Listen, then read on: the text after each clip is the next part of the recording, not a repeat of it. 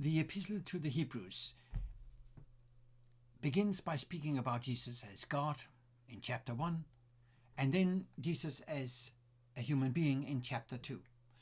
In this theological reflection, Jesus is presented as the ideal human being through the quotation from Psalm 8, and then he is described as a person who suffered death, whose atoning death overcome death, conquered death, and prepares him for his ministry in heaven as a high priest. And then in chapter 3, Jesus is compared with Moses. Now, why is Jesus compared with Moses and not with, for instance, Aaron? Moses was never a high priest, was he? Welcome to another tidbit from Hebrews. We are studying this biblical book, and I'm Dr. Paul Petersen. Let's jump into chapter 3. It is divided into two sections. The first 5 and a half verses, or 6 verses, depending on how you divide it, is a concluding theological section, concluding the reflections in chapter 2 from verse 5 to 18. And then from verse 7 to the end of the chapter, in chapter 3, it is all exhortation, admonition. Actually, that admonition continues into chapter 4 and all to the end of chapter 4. Remember, the epistle to the Hebrews alternate between theological reflections and practical pastoral admonition, exhortations. Now, let's get back to our question. As we read in chapter 3, therefore, holy brothers who share in the heavenly calling, fix your thoughts on Jesus, the apostle and high priest, whom we confessed. He was faithful to the one who appointed him, just as Moses was faithful in all God's house. And then the difference. Not because Moses was bad. Actually, remember, the movement in Hebrews is from good to even better.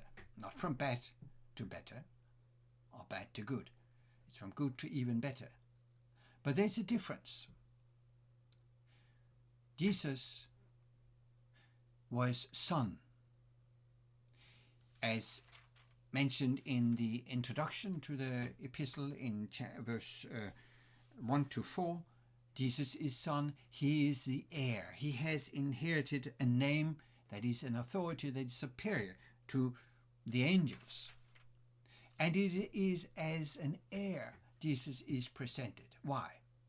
Because if Jesus has inherited the future kingdom, then he can make you and me and every believer a co-heir. That is the whole point. If you read chapter 2, you will notice that the victory of Jesus over death, the victory he gained through suffering, if you read verses 9, verse 10 and so on, this atonement makes it possible for him to help the many brethren. We are therefore becoming co-heirs with him. We're his brothers. He is the Son, the unique Son who inherited everything. We become brothers. So naturally in chapter 3, the first part of the conclusion is, therefore, holy brothers. What about the sisters? Where are the women here? Now, this is not gender discrimination. This is first the cultural context. In the culture of the time, very often, when you wanted to include both genders, you would use masculine. But second, in the context of inheritance, it is particularly important to use the masculine gender because the male is the one who, according to law, would inherit. like Paul, who in Galatians chapter 3 verse 26, when he speaks about our inheritance and makes it clear that everyone is equal in the eyes of God, free man and slave, Jew and Greek, man and woman, or male and female, he calls us all for sons of God. The Greek huios, not teknon, not children, even though that's a natural translation and sometimes chosen in the context of inheritance. We are all, male and female, sons of God. So when Hebrews speaks this way, therefore, holy brothers, it is not to exclude women, not at all. Now, let's leave that sensitive gender issue behind us and think on why the comparison with Moses. And here it is. Jesus is now in heaven as our high priest. We have become, through faith, his family, brothers, sisters. We are his household. Jesus is giving us hope of life in his family, in the world to come. Therefore, he's better than Moses. Moses was not able to lead us into that promised land. And here the promised land has a sense that is deeper than the physical geographical area in Palestine of today. So, why is Jesus better? Because he's a son, he has suffered death. He can make you and me heirs. Moses, even at his best, was not able to do that. And from there, the epistle moves on into the practical application, the admonitions.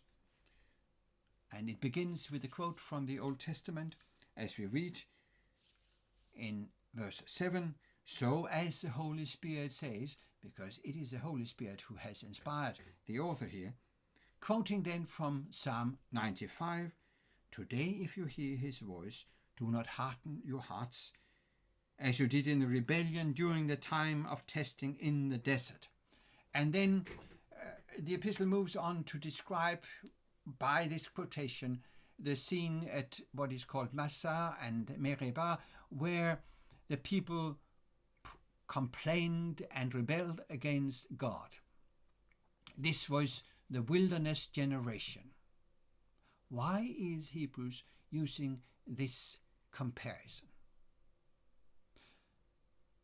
The epistle has already invited us to reflect on the comparison several times.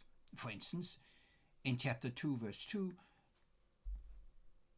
the epistle refers to the words spoken by angels. This is according to the tradition which is confirmed in the New Testament by, for instance, Stephen in Acts 7, as recorded by Luke, that angels took part in conveying and teaching the law at Mount Sinai. If you then move on to an expression in 2:4, the signs and wonders, mighty deeds, these expressions would, to the audience of the time, immediately have made them think of the Exodus and the wilderness wandering and all the signs and wonders that God did for the people during that period. In a sense, these are stock expressions that would always make people think about that. So the author of Hebrews has built up the association between, or the comparison between, the wilderness generation and the early Christians. The wilderness generations had experienced the mighty power of God. So had the early Christians. The outpouring of the Holy Spirit. And they were standing on the threshold of the future reign of God, the future kingdom of Jesus. Jesus is now working as a high priest to prepare that kingdom for the believers. So here is the warning, the admonition: please hold fast. Don't leave Jesus now. Keep the faith. Keep the confidence. The wilderness generation, standing at the threshold of the promised land, rebelled. They did not believe. The early Christians stand in a similar situation. So this is using the wilderness generation as a warning example. And as we read on in chapter 4, Hebrews would expand on that comparison by using Psalm 95. And this will be our topic for next time as we look at chapter 4 of Hebrews. Thank you for listening this time to Tidbits from the Bible. You are welcome back.